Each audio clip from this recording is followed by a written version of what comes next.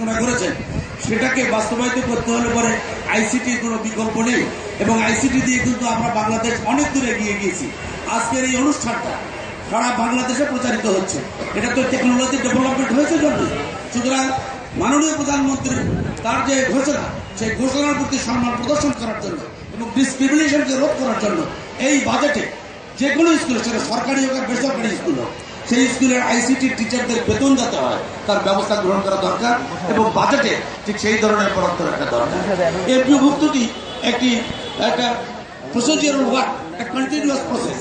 এটা হঠাৎ করে বন্ধ করে দিলে পরে অনেক স্কুল আছে যেখানে এমপি কলেজ আছে, মাদ্রাসা আছে যেখানে এমপিভুক্ত নয়, কিন্তু তাদের রেজাল্ট কিন্তু যে কোনো সরকারি বেসরকারি স্কুলের চেয়ে কোনো অংশ কম নয়।